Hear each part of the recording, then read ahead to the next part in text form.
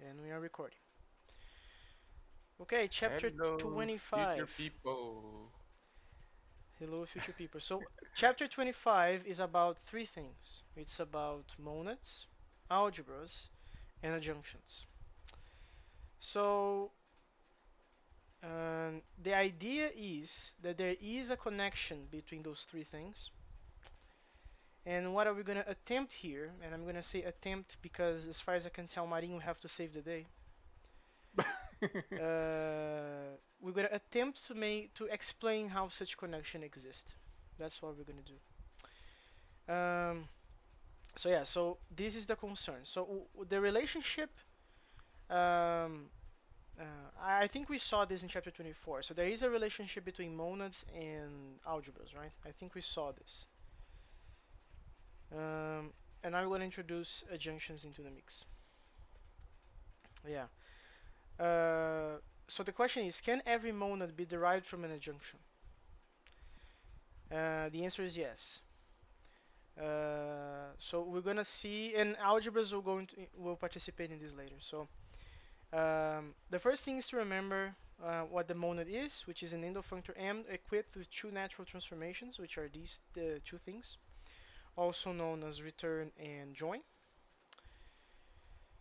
And we also saw before that if you can also have an evaluator of a particular algebra. So this is what this is doing here. And you can see from the type signatures that probably there are some equivalences that we may be interested in. And that's exactly what we're going to do. That's exactly what we're going to do. So the first thing to notice is that the algebra goes in the opposite direction of, I keep forgetting the name of the letters. So Eta, that's eta. eta. Yeah, so this goes from a value A to an M of A, and this goes in the opposite direction because we are evaluating this to this. The intuition is that eta A creates a trivial expression from a value of type A. That makes sense.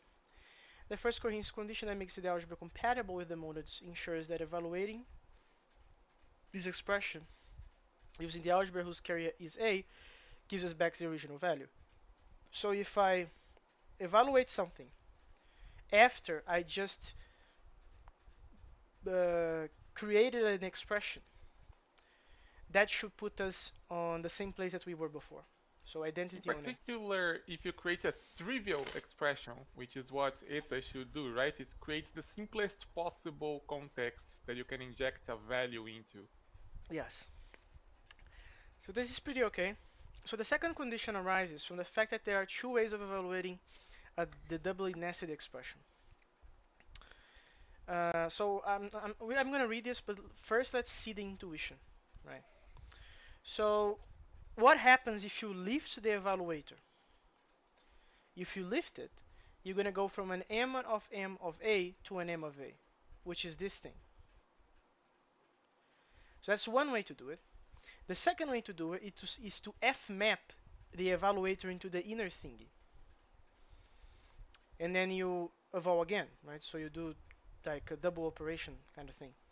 So if you F map this thing, you're gonna go to the inner M of A, apply this, you're gonna have an A at the end, and then you're gonna have an M of A that you can do this again. So that's the double way of doing the nested expressions. So as I was saying, so this is me, right? Micron, yes. Yeah. It's the letter used for tiny things, Yeah, no, apparently. but the Greek name though, it's not micro, I think. Micron. Yeah, it's on micron. So we can apply this operation, which is this thing, right, to flatten the expression, and then use the evaluator on the algebra. Yeah, actually, that this is another way to see it. So you can just pick this thing, go to this, and then evaluate it, basically. Area can apply the lifted evaluator to evaluate the inner expressions, and then apply the evaluator to the result. So again, you do a double operation. So you first apply the join. You're gonna get an M of A, then you eval that, or you there is this new notation which is being explained below, that M evaluator is the morphism resulting from lifting the evaluator using the functor m. So if you do that, if you lift this, you're gonna get an m of a at the end, and then you need to apply the evaluator once again. That's why it's appearing it in the second time. These Yeah, two go on. I was just gonna say the letter is actually it's actually called mu, as Mu in makes sense. It actually does make sense. So these two diagrams represent these two conditions, basically. So what are these conditions establishing? It is establishing a connection between the monad and an algebra. So that's important. These are the Haskell versions, which again, um, we've seen this convenience before. And now we're gonna go Yep. to a very small example, which is kind of funny in a certain way. We're gonna pick an algebra for a list and a functor that consists of some type A and a function that produces an A from a list of A. So basically a monomorphized version of fold. Yep. So you start with an initial value, then you start with your list of things, your folding function, and you're gonna get something at the end. So we are basically using this as our evaluator essentially. Yep. So the function, the folding function, we're gonna call it f, and the value we're gonna call it z. So the value, this value.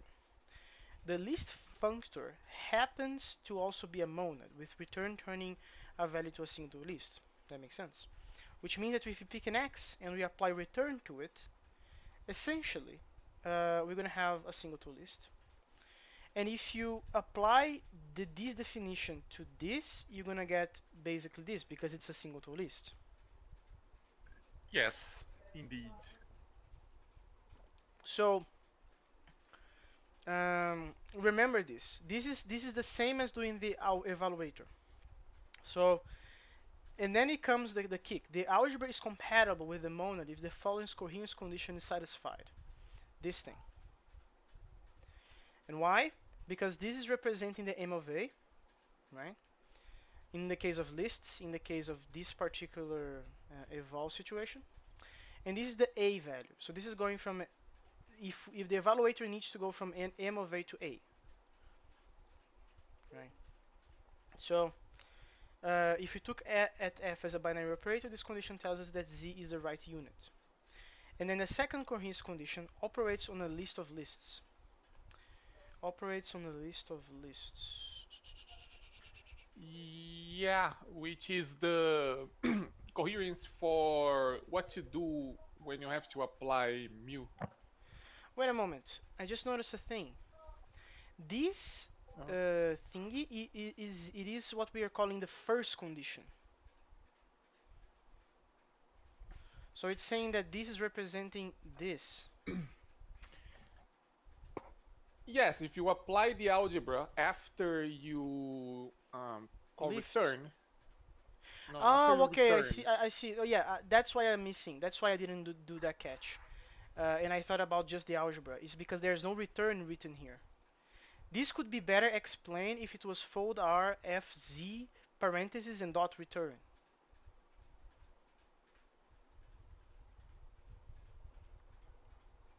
I guess. Yeah.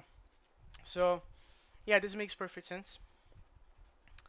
The action of join concatenates the individual lists. We can fold the resulting list. On the other hand, we can first fold individual lists and then fold the resulting list. So it's exactly the same situation as described in the second condition. If you interpret f as a binary operator, this condition tells that this binary operation is associative. These conditions are certainly fulfilled when uh, this AFZ is a monoid. Yeah, and now comes the confusion. So from now on, if I say any bullshit, like heavy bullshit, Marinho can save the day. uh, Yeah, because I'm I fix. very. Go on. I was just gonna say I'm flattered at your confidence in my abilities. Just go to the closet and pick the cape out of the closet and put it on. Because I fixed my bullshit before. This is not about the algebra exactly. This is about the first condition, so I fixed it. But I don't know what's gonna happen if I try to explain this thing. Okay, but let's try. Okay. Um, so everything starts with mathematicians, as always. So they like to name their monads as T. I wish more mathematicians were programmers because they would know that single letter names are not good. Well, they look cool though. These looks cool. Uh, they call algebras compatible with them T algebras. Okay. So again, algebras and monads once again. T algebras for a given monad T in the category C form a category called, I'm not gonna try to pronounce this category. Often Eilenberg Moore. Eilenberg Moore. Often denoted by this. So if you have a category C in which there is a monad that is compatible with the T algebra, you denote it like this. Morphisms in that category are homomorphisms of algebras, so are basically functions that preserve structure. These are the same homomorphisms we've seen defined for F algebras. So a T algebra is a pair consisting of a carrier object and an evaluator. There is an obvious here's the kick. There is an obvious forgetful functor. So a functor, it's an obvious functor that forgets its structure. UT from CT to C. So Marinho, Yep. which obvious forgetful functor is that one? That one. Well, if you have um, well, if you have the pair with the object and the evaluator, you can just throw away the evaluator. Okay, that changes the structure as well because it's not a pair anymore. So okay. So it also maps homomorphisms of T algebras to a corresponding morphism between carrier objects in C.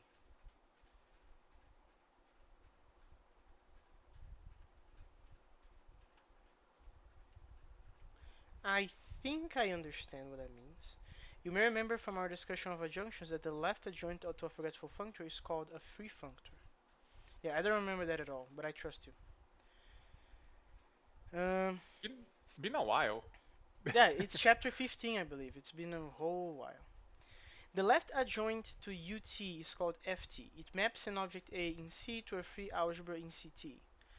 The carrier of this free algebra is TA. It maps an object A in C to a free algebra in CT. Okay. Its evaluator is a morphism from TTA back to TA. Uh-huh. Since T is a monad, we can use the monadic mu, join Haskell, as the evaluator. We still have to show that this is a T algebra. For that, two coherence conditions must be satisfied. Okay, so being a T algebra means that you fulfill these two conditions. That was not said before. Well, a T algebra is an algebra compatible with monad structure, and we just saw that those are the conditions needed for an algebra to be compatible with the monad structure. Yeah, yeah, So, no, I know what you're saying, but when we were presented with these two conditions, they kind of seemed hand waving because we just say, oh, we have this and we have this. The symbols are the same. Can we do some Legos with it? Yes. And then there they are. Now we are saying something that we are naming things, which is that this is called a T algebra if these two things hold.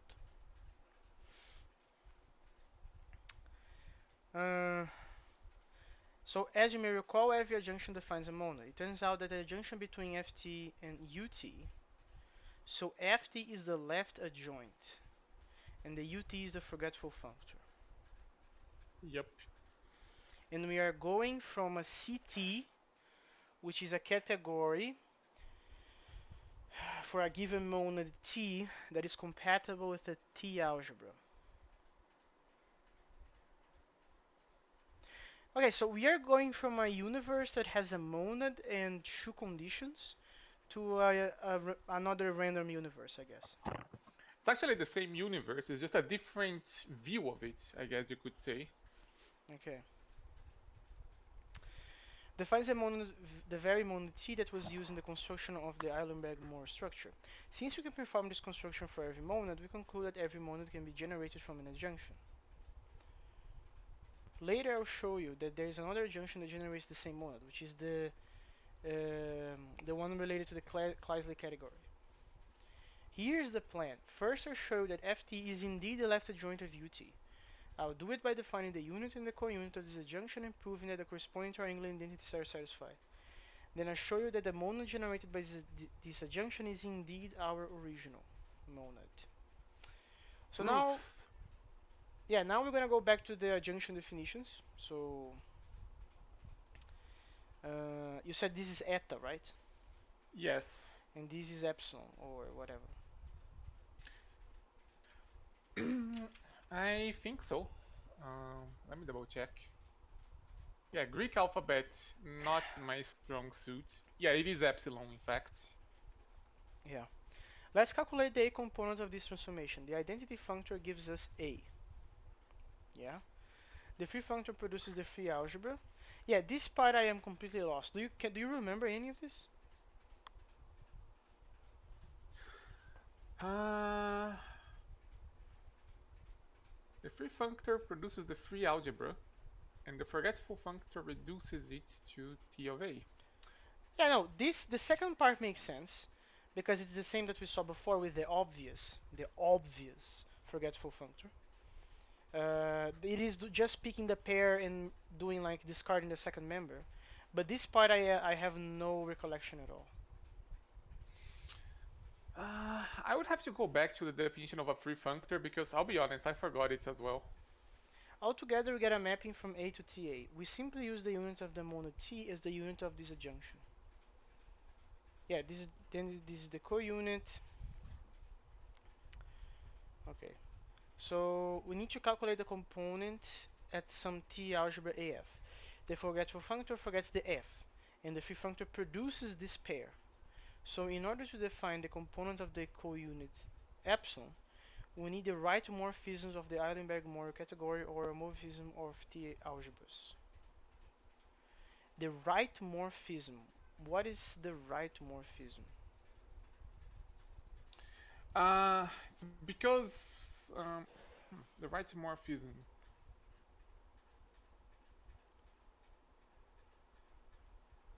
Well, we need to grab the morphism that lands on the particular AF that we're interested in, I guess. Hmm. Such a morphism should map the carrier TA to A. Let's just resurrect the forgotten evaluator F. This time, we use it as a homomorphism of T algebras. Indeed, the same commuting diagram that makes F a T algebra may be reinterpreted to show that it's an homomorphism of T algebras. Hmm. Well, I guess this makes sense. This also makes sense because you're doing join on it. And Yep. this also makes sense, and this also makes sense. But I don't see why we want this thing though. It's because we're actually interested in like any algebra, not just the one that we generated from the free functor, like that covers that particular monad, I guess. Wait, you said that we are interested in what? Uh, Look, we're interested in all the T algebras possible for that monad, not just the one that we get by default Ah, from the okay, free functor, okay, from the adjunction. okay. We have thus defined the component of a co-unit natural transformation epsilon at this, an object in the category of T algebras to be F. To complete the adjunction, we also need to show that the unit and co-unit satisfy triangular identities.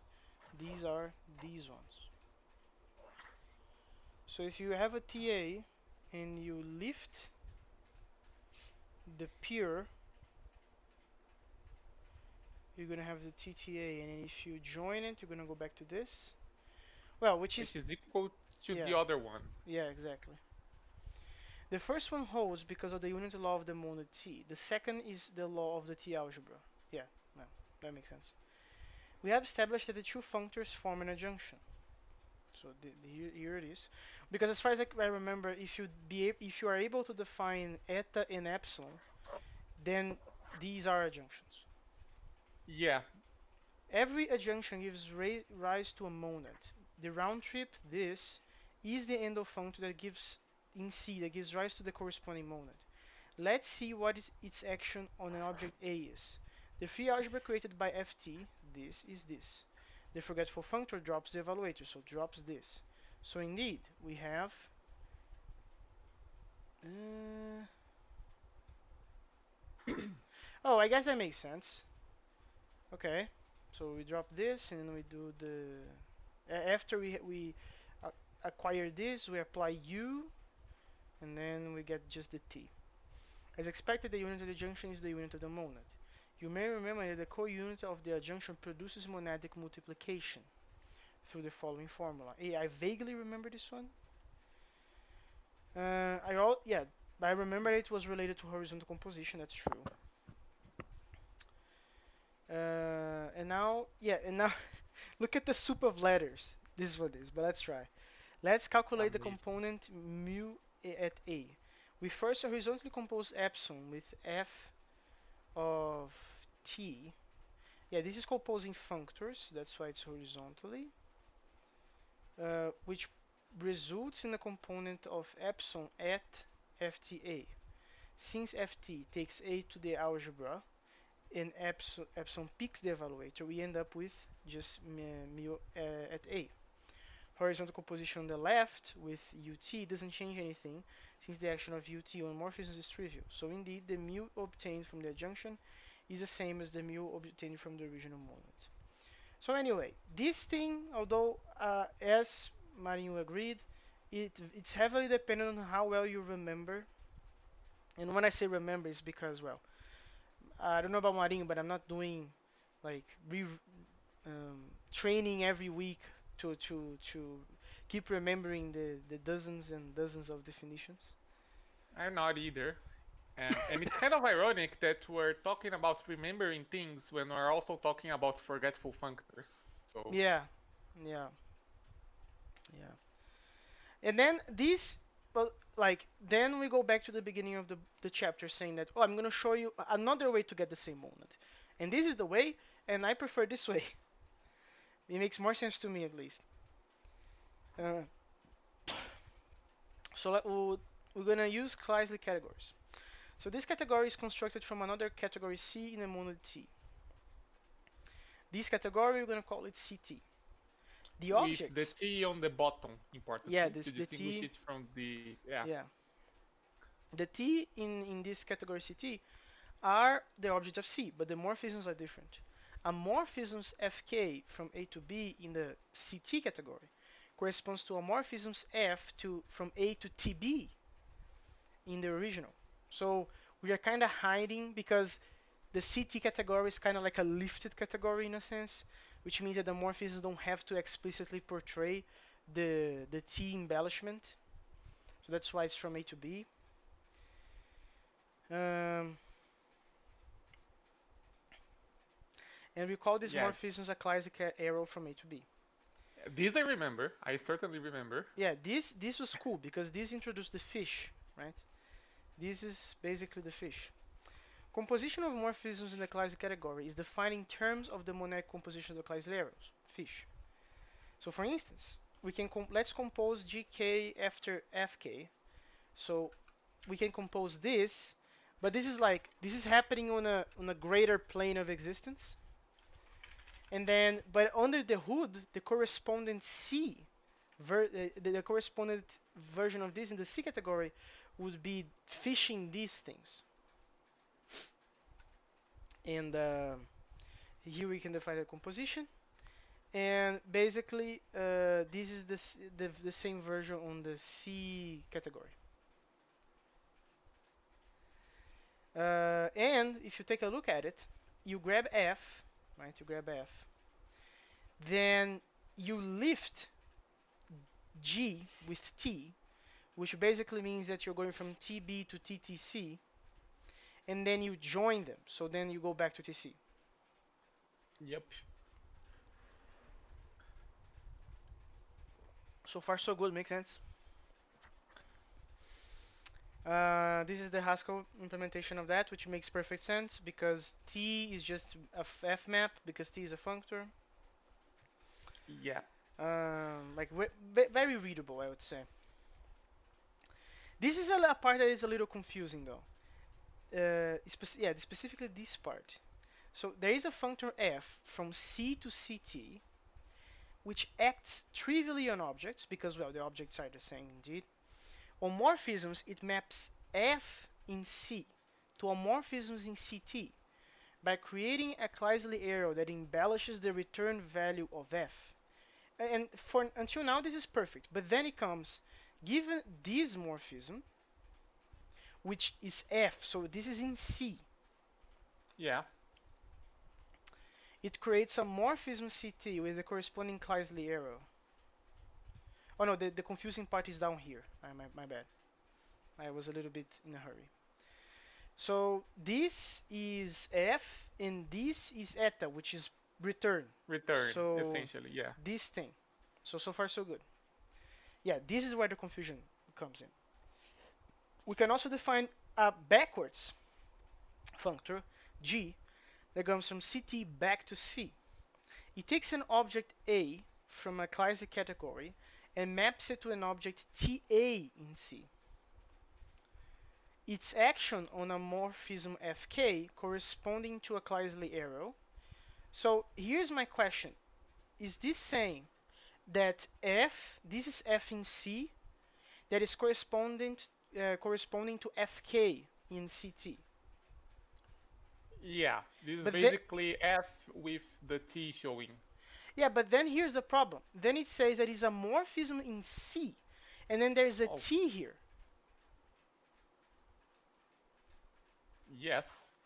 How come? I thought that in C, the argument values would be pure. That's because we're actually trying to go from the monadic category back to the normal one, right? Like if Sure. you go from the normal category to the monadic, if you go to the Kleisli version of the category, uh, you basically have to lift the function, right?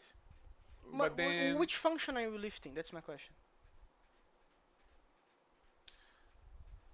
well, it wouldn't be this f. It would be just a function from a to b normally, right? You can Okay, so lift an this f. arbitrary, yeah.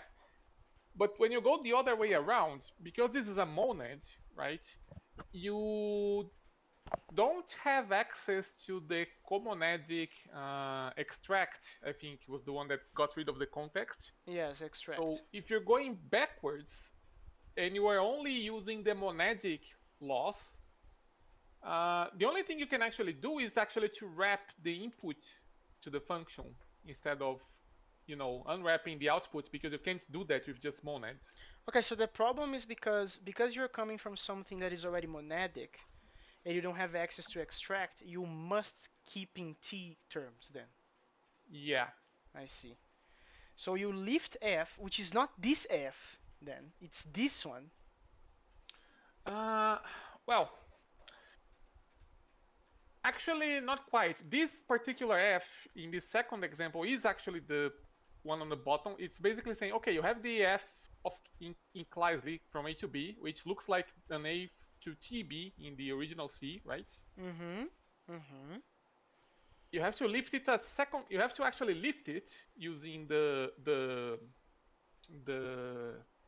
well f map, right? No, And but my if you do that, this will go from TA to TB. No, TTB. No. yes, and that's why there's the mu after that. Ah, I see. So this F is indeed this one, which is also here then. So you F map the thing and then you join at it. Yeah, okay, no, that makes sense. That makes sense. That's not valid Haskell, by the way. Well, yeah, this is, you can't do this, but this is I'm the Haskell notation for sure. I'm pretty sure you can get away with the subscript, but you can't have an uppercase name for a function, right? That's reserved for type names. Wait, repeat? You're talking about Like, the G? yeah, you can actually have Unicode in Haskell source code. Yes, I know that. So you can probably get away with using a subscript in Unicode to do the F with subscript T. Hmm. But what actually makes this not valid to Haskell is the G being uppercase, which is kind of silly. No, there may be some type magic, dark magic that allows you to do this though.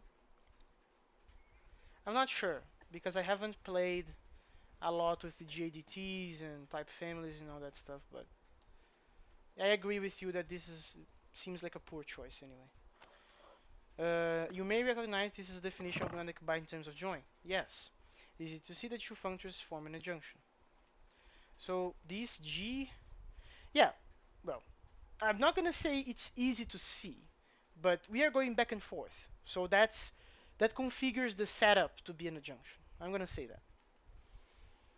And their composition produces the original monad T. So this is the second adjunction that produces the same monad. In fact, there is a whole category of adjunctions that result in the same monad on C. The Kleisler adjunction we've just seen is the initial object in this category. Wait. So there is a category of adjunctions, Yep. and the object that has no arrows pointing to it, the initial object, is the Kleisler adjunction, Yeah. and the Eilenberg-Moore adjunction is the terminal one. Yeah. How can you say such a thing, though? There's probably a whole bunch of proofs that you have to do to establish this, and the book is just saying, yeah, by the way, here's a curiosity. Okay, yeah, that makes sense because it's basically saying that everyone communicates to this, but everyone starts from this. Which, in terms of complexity, kind of makes sense. This one is way more complicated and it seems more generic. And this one seems to be like very, I'm not gonna say the most basic, but like way easier, way simpler. So maybe there is a connection in that, but well, anyway. Okay, then we go to co-algebras for comonads, which is basically doing the same thing we do all the time, which is to reverse arrows. Yeah, it's the same thing but backwards. Yeah, so instead of having join and return, you have extract and duplicate. And if you remember from the previous chapter, coalgebras is about generating, is about generators. Because evaluators are doing collapsing operations. In generators, coalgebras are generating stuff. So we're talking about Yeah. unfolding. We're talking about like crazy stuff.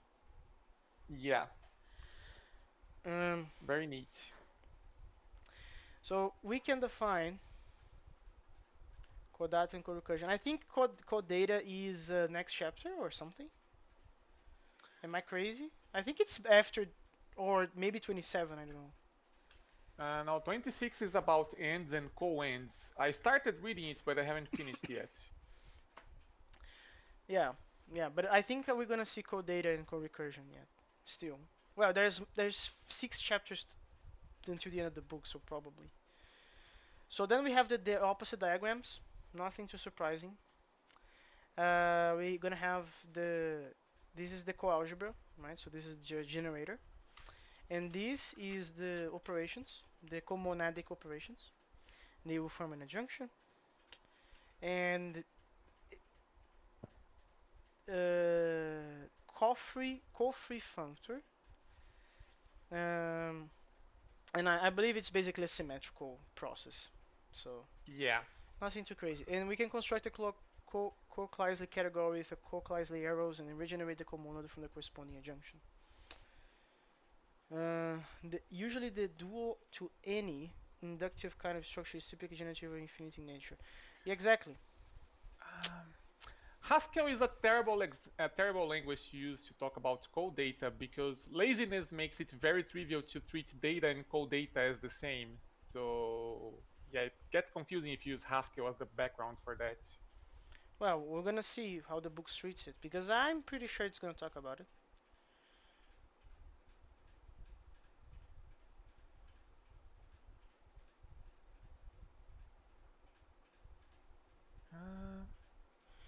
Okay, and now back to this. This is also something that I haven't touched yet. Well, actually, I'm kind of lying. I have touched it at work, but not too extensive. Like just copy pasting for now. Um, so lenses. So I think we briefly mentioned this before. I think this is the third time that the book mentions lenses actually. Yeah, but now we're gonna go very deep into it. Now we're gonna do some equality shit and all that stuff. So anyway, so this is the coalgebra for the store type, which well, it's a coalgebra, so it's generating something. It's generating an expression. This is the type, and we've seen this before. And these are the operations, the set and the getter. And the names, don't let the names mislead you because they have absolutely nothing to do. Well, I can't say nothing, but they have very little to do with setters and getters in Java, for instance. Um, so there is a recommendation of terms here, such as using A for all and S for small. And then what happens if you replace, uh, if we want set, wait, coalgebra. Yeah, we want to put, instead of S, we want to put the set. And instead of this A, we want to put the get A, basically. Right. Uh, oh, that's basically. Because this will type check, right? Because this needs to have a function from S to A, and if you pick a set and pass an A, this will have return you a function. And if you pass an A to this, you're gonna have an S, which is this the thing here. Yeah, that works. Um, and don't and like this may be confusing for some people because what is the definitions of the like these are type signatures, these are not bodies. How do you implement this if they are like mutually recursive? But don't bother about it. It's fine. I think we saw how to define store earlier, though, when we were talking about comonads initially. Are you sure? I don't only remember the type signature. I really just remember the type signature. It was at the very end of something. Yeah, there's no implementation. Um, yeah, there is. Hmm. I remember seeing it somewhere, though. Yeah, Don't well, remember where. if you open Google, you're gonna find it. But well, anyway. Okay, and let's continue. So notice that partially applied. Yeah, this is what I saw. This is what I said before. We also know that store is a component, which means that we have available these things. The question is, under what conditions is a lens a coalgebra for this component? The answer to this question is to just check the conditions. So first condition, which is the one that uses identity, we're gonna pick. Well, it's not exactly the same as we read before because before we saw the monadic version and with a algebra. This is a coalgebra version, so you just need to make the parallels. Yeah, it's the same but backwards, basically. Yeah. So instead of using, I think we used eta, we're gonna use epsilon. Yep. Uh, but yeah, that's cool. That's very cool. And then we're gonna replace some stuff. We're gonna replace some stuff. So the coalgebra we know, we are using the. Uh, wait a moment. This ID on A makes sense to be A. Why is epsilon A the setter? Where is the? Oh God, I don't remember. What's the definition again of epsilon? What's the definition of epsilon? Epsilon is the extract. No, it's the extract. So that means that okay, so it needs to be. It's the set though.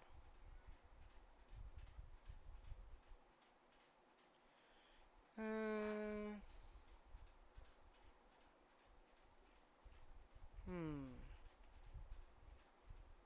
That is very interesting. So the extract correspondent is the setter. No, it's actually the setter given the results of get. No, but here's the thing though. You are passing an A to it. Like I'm trying to identify which parts of this equality is what. You see? Hmm. So this after the equals makes perfect sense. Now, which part is the epsilon from this? Which part is the epsilon? Uh, Set partially applied to A, I guess. Oh, so the extract is just an S going to an A. Then is that what you're saying? Mm, uh, Basically, um, let me think. Extract. Oh, a store is basically a pair, and extract. Hmm. Extract is basically grabbing the thing and returning the application of this. Oh wait, I think we can make the parallels you just using the types.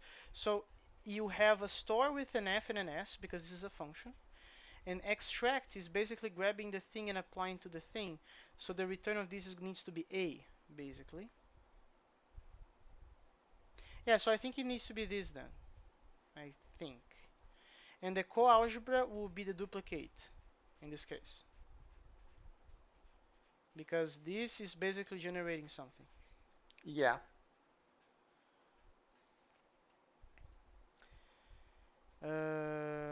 Cool. So in that case, we're doing a get, and the get is basically grabbing an A and returning an S.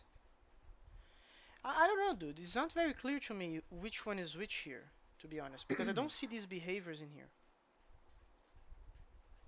This is the length law that expresses the fact that if you set a field of the structure A to its previous value, nothing changes. Well, I guess that makes sense, right? If you do a get, well, forget about this parallel. If you get something out of the thing, and then you apply it again back to the previous state that you just got it, you're gonna get the same thing. That makes sense, actually. That does make sense. Um, so the second condition, which is the condition that establishes the two ways of doing something. Yeah.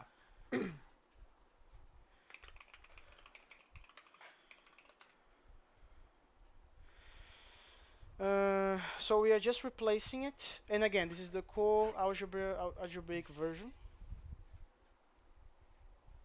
Mm-hmm. First, we call the definition of fmap of the store. Yeah, so then we're gonna go to the Haskell to better understand how to do this. So there is. We are calling the coalgebra G then, I guess. That's what I were doing. They call the definition of fmap of the store functor. Oh no, this is just reminding us of what that is. So if you have a store and you apply a function G to it, you're just gonna compose. Mhm. Applying fmap coalg to the result of coalg gives us. So fmap coalg to the result of coalg. Wait, but in All that right. case, wait, go on. Because the clouds, if you go up a little bit, there's actually This thing? no, scroll down a little bit. The Yeah, there, right there. That's the definition we're going with.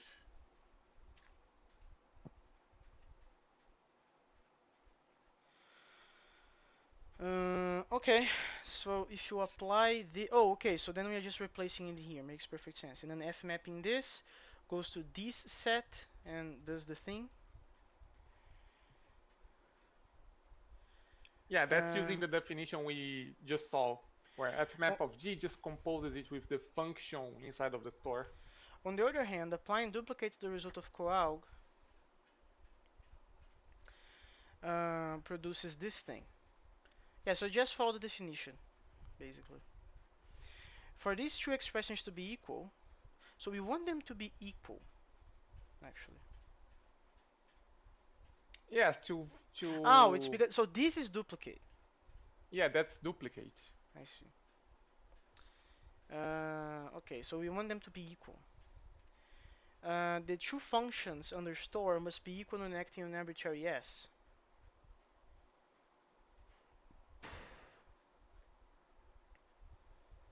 Wait a moment. Uh, Wait, so we want that this expression is equal to this one, right? Yes, we need to establish that identity. Yeah, but then identity goes to say that it is this thing. Oh, I think I see what's happening. We are just grabbing this thing. This part is equal, right? So we need Yeah. to treat this thing. So these the two functions under store. Um, Yep. and then expanding coalg, which is the definition that we saw up here, we get this monstrosity, and it's saying that this is equivalent to two remaining Lenz laws. The first one,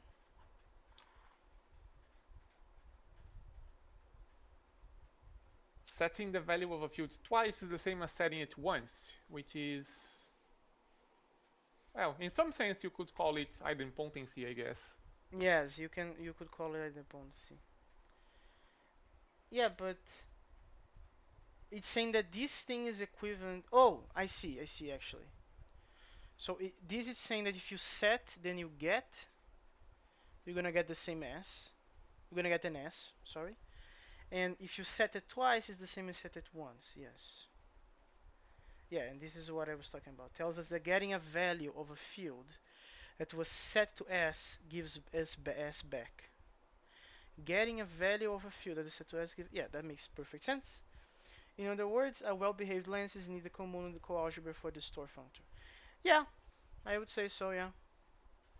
Yeah. So the process was very well. I want to say well established. Aside from this mapping, I'm still a little bit lost from going from this to this. But everything else made sense. Do you agree? I agree. Actually, um, hmm. Yeah, this one you can get if you just look at the definition for the coalg and for extract, and you basically just plug them in. Wait, can you repeat the last part? Sorry. Like if you look Which at the part? definition for coalg and the definition for extract and do some evaluation, you can get from the top one to the bottom one. No, but which one is which parts? That's my problem. I understand what you said, but Well, coalg is going to take a value and construct a store that has a set and a get partially applied inside of it, right? you're saying coalg, right? Yeah. And then the extract is going to take that set A and apply it to the result of get A because that's what's the S in the store. Ah, okay. So this coalg is exactly this one, Yeah, but there is no s subscript. I see. So you're basically grabbing this, so like literally equational reasoning in here, and we know that this is the extract, which basically picks the function and apply this to it, which basically means doing exactly this thing. I get it. Thank you, Marin. you're welcome. Okay, that's very cool.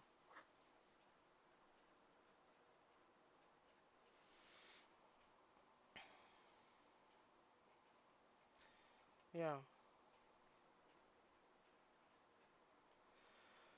Okay, so that's basically it for chapter 25. We still have like 10 minutes. So my overall, um, let's say, 2 cents about it is that I really need to improve my game on adjunctions. Uh, not, I would say not the intuition about them, but the definitions about them. I think I need to remind myself. Yeah, Uh, this is a long book. There's lots of definitions, like lots of definitions. yeah, yeah. Yeah, but aside like this fold part made sense, this made sense, these two conditions made a lot of sense as well. But like to me, the final lesson of this chapter is that there can be a very intimate relationship between monads, adjunctions, and algebras. And the same may apply to coalgebras and comonads. Yeah. What's the name of the coalgebra? No, coadjunctions. That's not a thing, right? Where is that being said here? A coadjunction? Oh no, it's still an adjunction. There is No, it's an no co adjunction. something. It's still an adjunction. It just swaps the thingies. Uh, I haven't done this, but I have a feeling that if you try to take an adjunction and invert all the arrows to get a coadjunction, you just get another adjunction back. That makes sense though, actually, because at that point you're basically doing alpha conversion or something.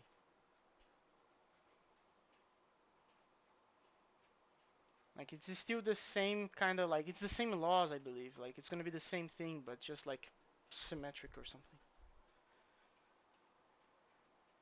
Uh, cool. And the next chapter is gonna be ends and coends. So I ends and beginnings. I have no idea what the heck is an end. Oh my god, it talks it it starts by talking about the behemoth of profunctors. Dinatural transformations. Jeez. Jeez. And then there's an end. And then there's probably a co-end at some point. Mm. Okay, that's gonna be probably kind of hellish for me, but I'm gonna try my best.